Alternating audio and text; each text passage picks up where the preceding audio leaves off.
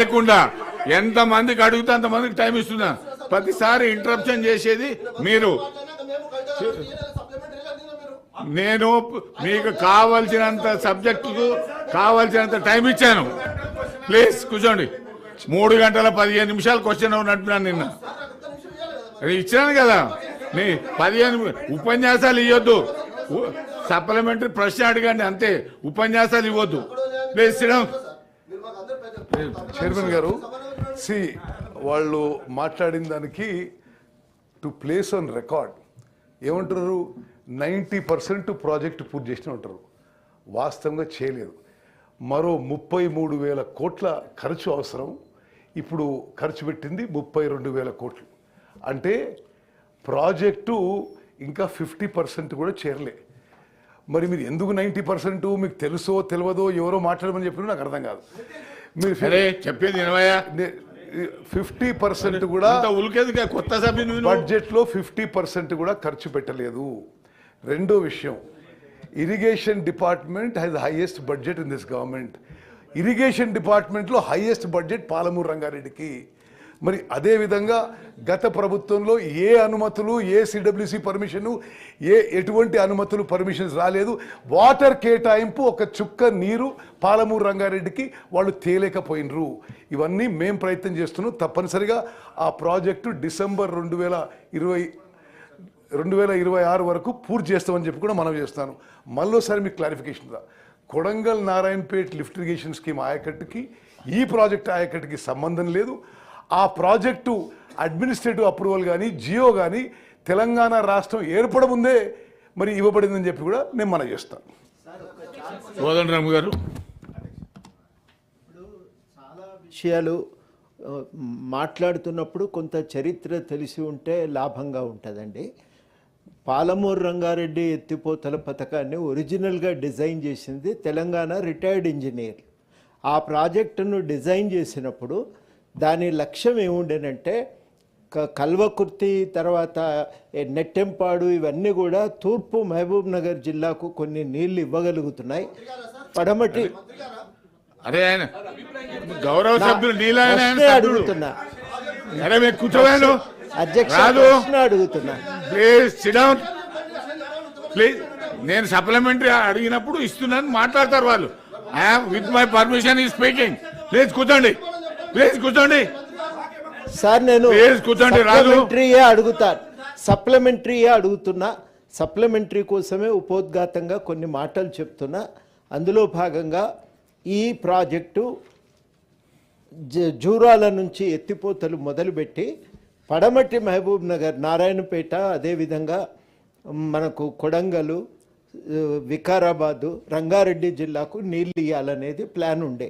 దాన్ని ఎప్పుడైతే శ్రీశైలంకు మార్చిన తర్వాత కొంత కల్వకుర్తి ఆయకట్టు చెదిరిపోయినా మళ్ళీ తూర్పు భాగానికే అదనపు నీళ్ళు వస్తున్నాయి. కానీ పడమటి భాగానికి నీళ్ళు ఇచ్చే అవకాశం లేదు. కొందుర్గు రిజర్వాయరు మిగిలిపోయింది. పడమటి భాగానికి నీళ్ళు ఇవ్వాలంటే మళ్ళీ కొత్తగా జూరాల నుంచి ఎత్తిపోతలు మొదలుపెట్టి ఆ ఎత్తిపోతల ద్వారా మళ్ళీ మనం నారాయణపేటకు, కొడంగల్కి, వికారాబాద్ జిల్లాకు, రంగారెడ్డి జిల్లాకు నీళ్ళు ఇవ్వవలసి ఉంటుంది.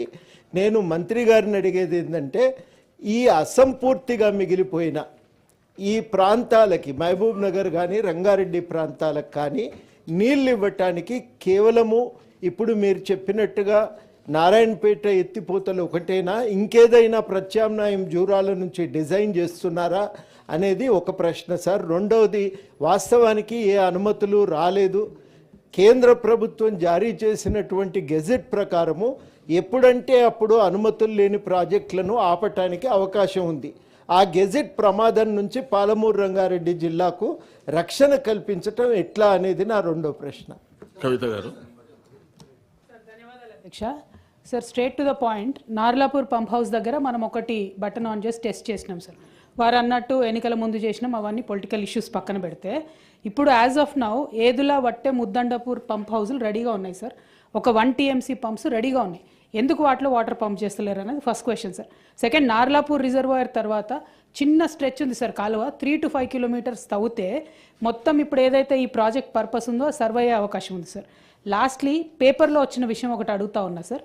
ట్రాన్స్మిషన్ లైన్లు సబ్స్టేషన్లకు సంబంధించి పెండింగ్ బిల్స్ మీరు ఇస్తే తప్ప జెన్కో మిగతా పనులు చేయనని చెప్పిందని వార్తలు వచ్చినాయి సార్. మరి గవర్నమెంట్లో ఒక డిపార్ట్మెంట్ ఇంకో డిపార్ట్మెంట్ మధ్యలో ఉన్నటువంటి దీంతోని ప్రాజెక్ట్ అయితే లేదా అన్నది ఇంకొక అనుమానం sir. Last and final question sir, ఒకటి తెలంగాణ ఆంధ్ర విడిపోయినప్పుడు సార్ ఆంధ్రప్రదేశ్లో పర్మిషన్ లేకుండా ప్రాజెక్టులు కట్టారు కాబట్టి తెలంగాణలో పర్మిషన్లు వచ్చినా రాకపోయినా మనం ప్రాజెక్టులు కట్టడం మొదలుపెట్టినాం.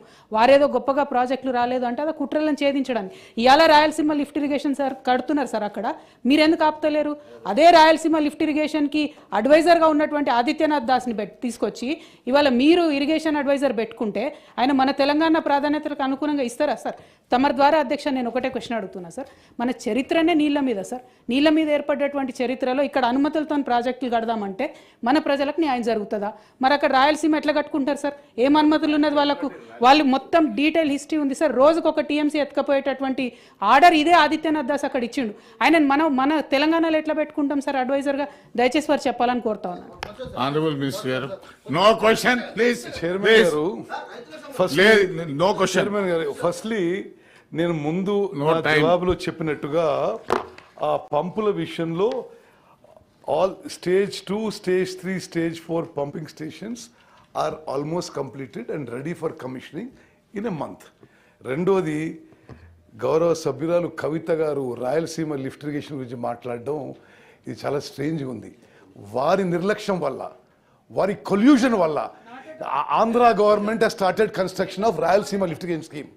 ఒక పర్టికులర్ ఢిల్లీలో మీటింగు ఇద్దరు ముఖ్యమంత్రులను పిలిస్తే ఆనాటి ముఖ్యమంత్రి కేసీఆర్ గారు ఆ మీటింగ్ పోస్ట్పోన్ చేసుకొని రాయలసీమ లిఫ్ట్ ఇరిగేషన్ జియో